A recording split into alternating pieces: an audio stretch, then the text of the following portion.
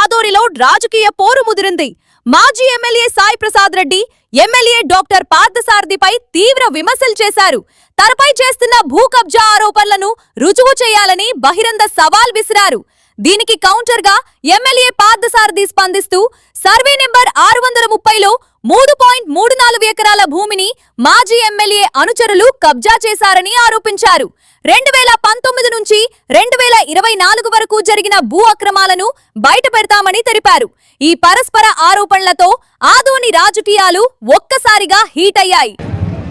ఏదన్నా ప్రజా సమస్యలు తీసిపోయి ఏం జరుగుతా ఉందని చెప్పేసి అడగని పోయి సాయి ప్రసాద్ రెడ్డి కబ్జా చేస్తా అన్నాడు. ఎక్కడ చూపిస్తారు?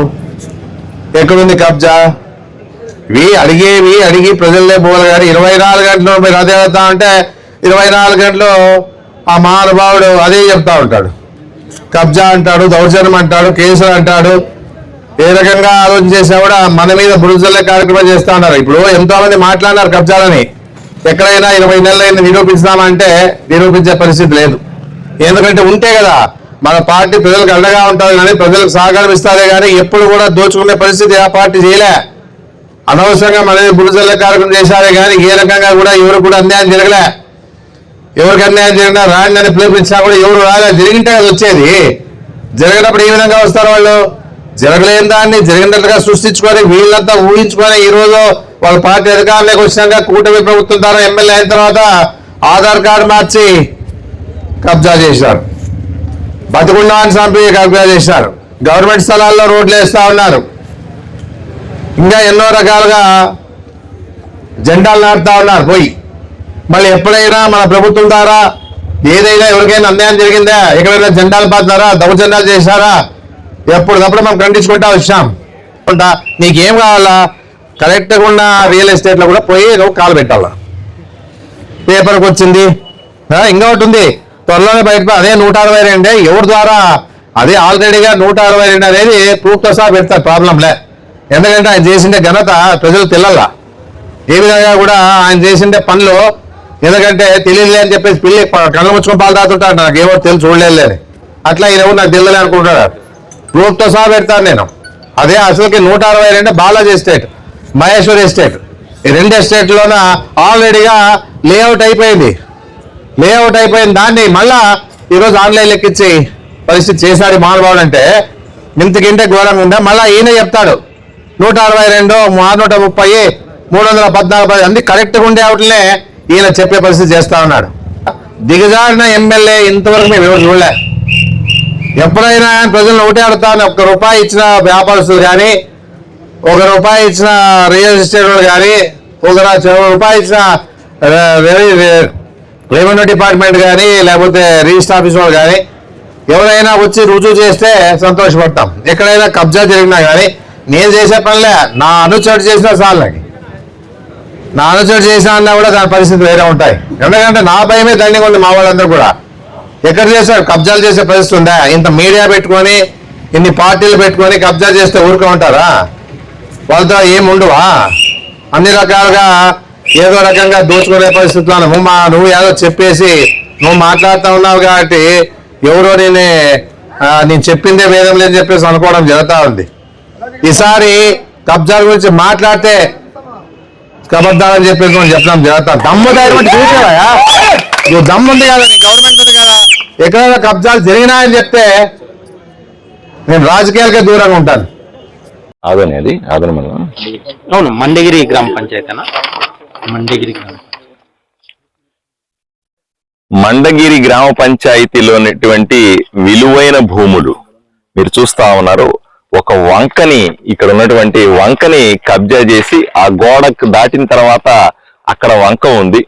ఆ వంకలో ఇక్కడి వరకు మనం ఎక్కడైతే నిలబడుకొని ఉన్నామో ఇక్కడ గోడ ఉంది. ఇక్కడి నుంచి ఇది హద్దు. ఈ హద్దును దాటి ఎన్ని అడుగులు చూడండి, సుమారు 50 అడుగుల లోపలికి ఆ మూల నుంచి ఆ మూల దాకా మొత్తం ఆక్రమించుకొని గోడ కట్టేసుకున్నారు. స్పష్టంగా వంకన ఆక్రమించుకొని చేసినట్టుగా ఈరోజు రెవెన్యూ అధికారులు అయితేనేమి లేదా మెజర్ చేసుకున్న వాళ్ళైతేనేమి అందరూ కూడా స్పష్టంగా అన్నారు. పత్రికల్లో వార్తలు కూడా క్లియర్ గా ఫోటోలతో సహా వేశారు. తప్పనిసరిగా ఇది ఎవడబ్బు సొమ్ము అనుకుంటున్నారు?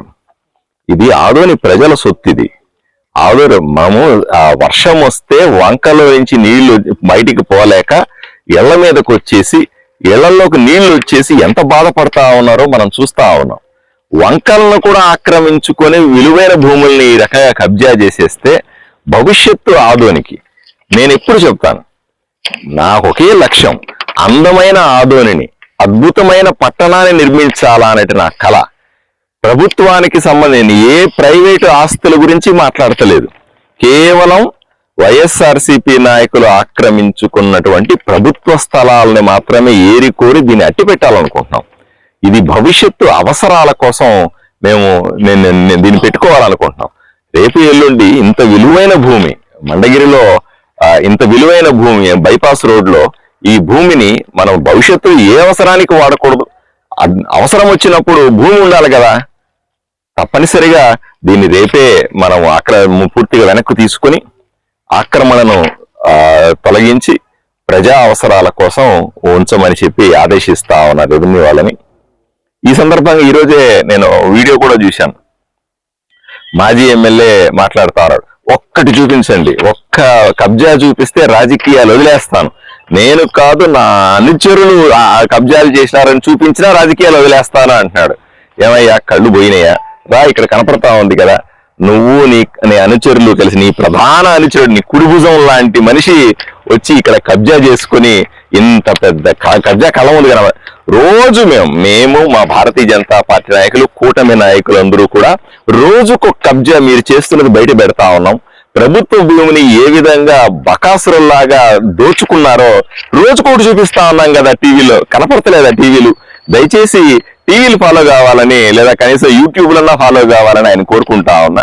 ఇప్పుడు ఇవన్నీ ఇంత కనపడతా ఉంది కదా, మరి సవాలు చెప్తున్నావురా, ఎప్పుడు రాజకీయాలు వదిలేస్తావు? నేను మాత్రం చెప్తాను, నువ్వు రాజకీయాలు వదలడానికి వీలు లేదు, నువ్వు రాజకీయాల్లోనే ఉండాలి. నువ్వు చేసిన తప్పులన్నీ మేము రోజుకొకటి ఎత్తి బయట పెడతా ఉండాలి, ప్రజలు చూస్తా ఉండాలి. ఏ విధంగా అయితే ప్రజల్ని హింసించినావో, ఏ విధంగా అయితే ప్రభుత్వ స్థలాలు దోచుకున్నావో అవన్నీ కూడా నువ్వు రాజకీయాల్లో ఉండంగానే నీ కళ్ళ ముందే అన్ని తీసి ఆదోనిలో భద్రంగా కంచెలేసి పెట్టి భవిష్యత్తు కోసం నిర్మించి ఆదోని బ్రహ్మాండంగా చేస్తాను. ఇవన్నీ కూడా నీ కళ్ళతోనే నువ్వు చూడాలి. నువ్వు వెంటనే రాజకీయాల నుంచి బయటికి పోవాలని కూడా నేను అనుకోవట్లేదు. నువ్వు నీ అనుచరులు చేస్తున్న దుర్మార్గాలను ఒక్కొక్కటి బయట పెడతా ఉంటే ఓర్చుకోలేక నువ్వు ఎలా ఇబ్బంది పడుతున్నావు నాకు అర్థమవుతా ఉంది. దయచేసి కొంచెం మనశ్శాంతిగా ఉండి చేసిన తప్పులకి కృష్ణారామ అనుకుని ఇంట్లో కూర్చొని నువ్వు కొంచెం దేవుడిని ప్రార్థిస్తూ మనశ్శాంతి పొందాలని, నువ్వు ఆయురారోగ్యాలతో హాయిగా ఉండాలని నేను మనస్ఫూర్తిగా కోరుకుంటున్నా. ఖాళీగా ఉన్నావు కదా, ఇప్పుడు కబ్జాలు ఏమి లేవు కదా, ఇంట్లో మనవలు మనవరాళ్ళు ఉంటారు, ఆడుకోవచ్చు కదా, హాయిగా ఆడుకో, కాసేపు ధ్యానం చెయ్యి, మంచి ఆహారం తీసుకో, ఆరోగ్యాన్ని కాపాడుకో. ఇవన్నీ చేసి నువ్వు ఆయురారోగ్యాలతో ఉండు. మిగతా ఊరిని బాగు చేయడం, నువ్వు చేసిన కబ్జాలు, నీ అనుచరులు చేసిన కబ్జాలన్నీ ఇడిపించి ఊరిని బాగు చేయడానికి మేమంతా ఉన్నాం కదా కూటమి నాయకులు. నువ్వెందుకు బాధపడతావు? నువ్వు హాయిగా ఉండాల్సిందిగా ఆయనకు సలహా ఇస్తా ఉన్నా. వివిడి న్యూస్ టీవీని తక్షణమే సబ్స్క్రైబ్ చేసుకోండి. నోటిఫికేషన్ కోసం బెల్ ఐకాన్ చేయండి. మరిన్ని అప్డేట్స్ కోసం ప్రతి ఒక్క కుటుంబానికి ఉచిత ప్రకటనలు వచ్చే విధంగా మీకోసం మీ ముందుకు వివిడి న్యూస్ టీవీని ఏపీ 5 నందు 99వ ఛానల్ మరియు యూట్యూబ్ నందు వీక్షించెదరు.